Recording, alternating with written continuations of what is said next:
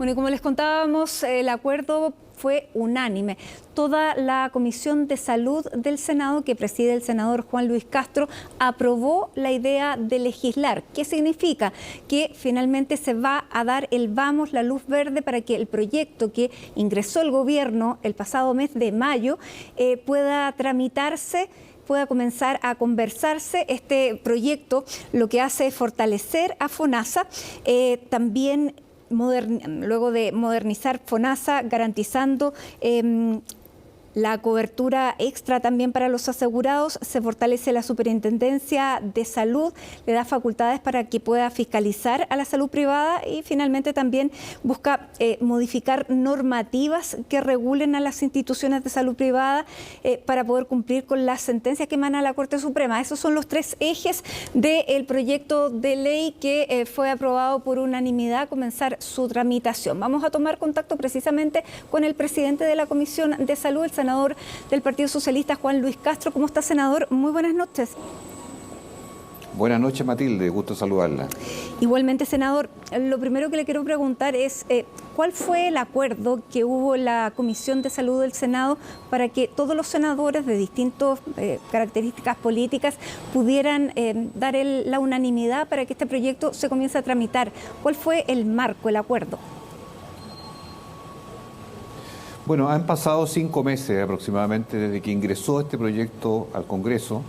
Durante este tiempo tomamos 2 decisiones. Una es situar en un comité de expertos todo lo que tenga que ver con el tema financiero, el tema de las devoluciones, el tema de la rebaja de precios y los fallos, que son sentencias definitivas de la Corte Suprema respecto al precio base, a la tabla de factores, a la prima del auge, que son todos componentes del precio final de las personas.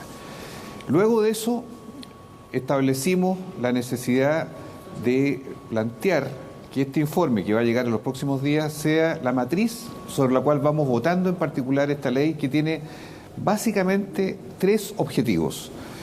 Lograr que las sentencias se cumplan de verdad para la gente, es decir, que las devoluciones, estamos hablando de más de 600.000 contratos desde el año 2020 hasta ahora, que se les cobró por tablas de factores, porque había más de 900 tablas de factores hasta hoy, pasen a ser, según dice la Corte, una sola tabla de factores y por lo tanto el factor sexo, el factor edad, no sea el que determine el precio.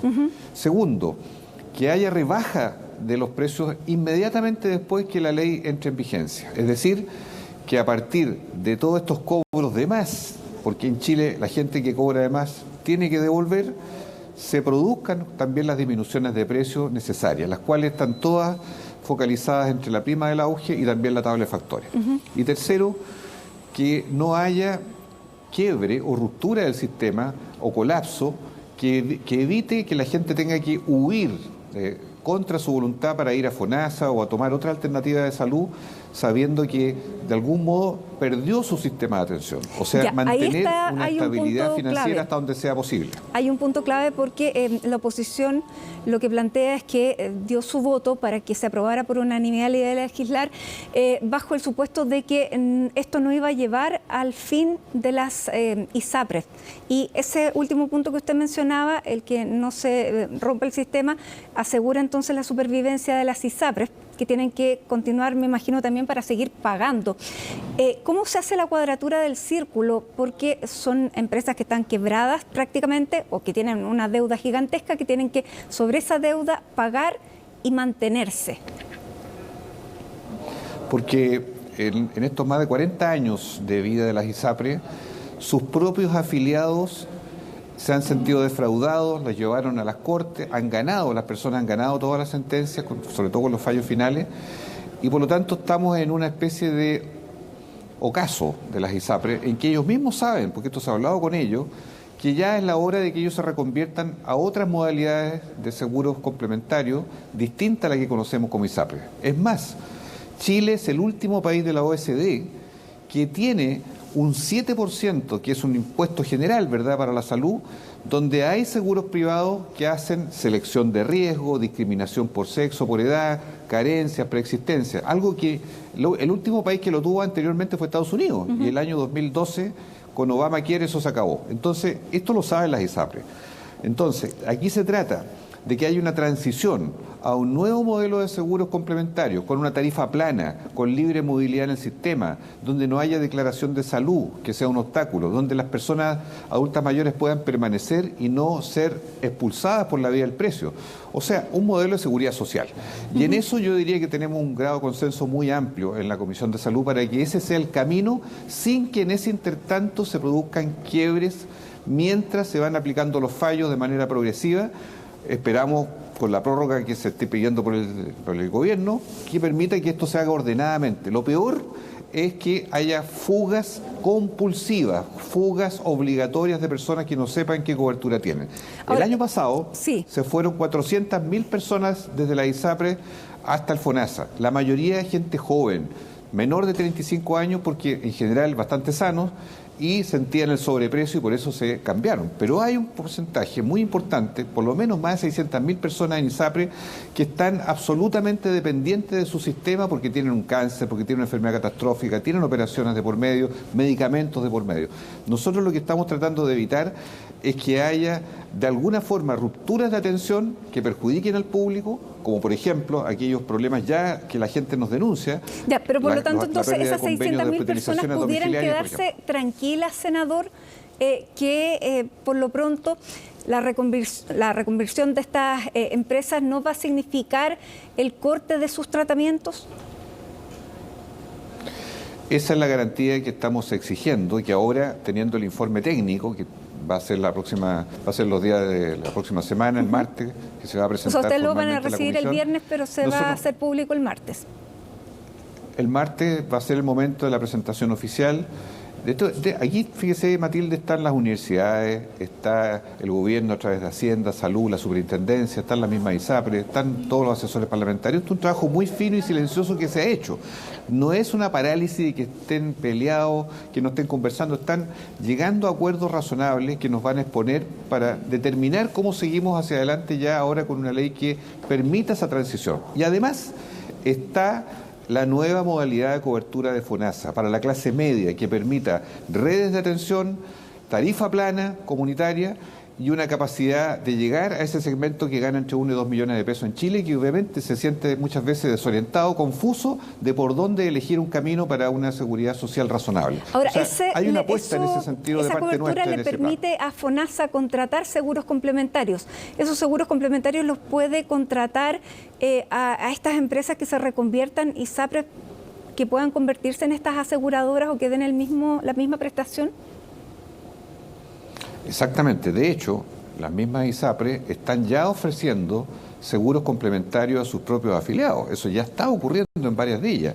O sea, están generando condiciones que, a sabiendas de que el modelo de ISAPRE, como lo conocimos, tiene un grado de fracaso ya natural, de agotamiento en el sistema, ¿verdad?, de salud chileno, tienen que pensar en el futuro y en ese sentido están ofreciendo ya seguros complementarios, que es una modalidad bastante razonable que existe en muchos países del mundo y tiene la ventaja de que no tiene una tarifa inflacionaria creciente, no tiene estas discriminaciones de preexistencia, sexo y edad y permite que en el pool de todas las personas que entran a estos seguros se pueda redistribuir el riesgo, que es lo caro, digámoslo claramente, para efectos de darle garantías a las personas. Si tenemos un FONASA, incluso con una mancomunión estos mismos seguros, de fondos, senador, para entenderlo bien, estos mismos seguros le permitirían a las aseguradoras ISAPRE o lo que se reconviertan a mantener su existencia, da esa cantidad para que eso las puedan solventar. Hoy día hay que pensar, Matilde, que hay ISAPRES que son solo ISAPRES, otras que son ISAPRES y clínicas al mismo tiempo, otras que son ISAPRES y seguros complementarios que también ya existen. O sea, no es un giro único, salvo muy pocas de ellas. Por lo tanto, este camino ya ellos lo han ido avanzando. Su propia fórmula de poder renovarse en el sistema a partir de ya la obsolescencia de lo que fue, me parece que es algo que ya el paisaje indica que es lo propio.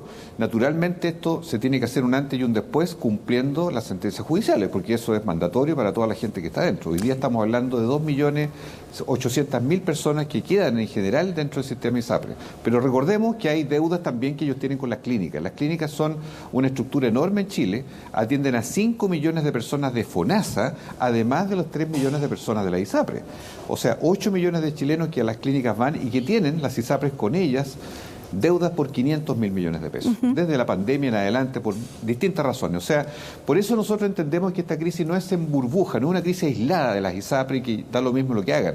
Entendemos que esto repercute en el sistema público porque también las clínicas hoy día son relevantes en Chile para absorber listas de espera y para atender pacientes de FONASA, como son esos 5 millones de usuarios. Lo dijo la ministra, que se va a velar por los asegurados y por los prestadores de servicios. Eso quiere decir todas las clínicas a las que se les debe. Y probablemente a través de eso también las ISAPRES que tienen esta verticalidad con esas clínicas pudieran también encontrar una vía para mantenerse. Se trata aquí de que haya una colaboración público-privada. La columna vertebral es pública, porque ahí está el 80% de la población en FONASA. Si el día de mañana la cotización obligatoria puede estar en un fondo universal, eso bienvenido sea y lo vamos a propiciar, porque permite que Chile se ponga a la altura de la seguridad social como en el mundo entero, en los países desarrollados, en que es posible que exista lo privado, sí, pero con reglas públicas.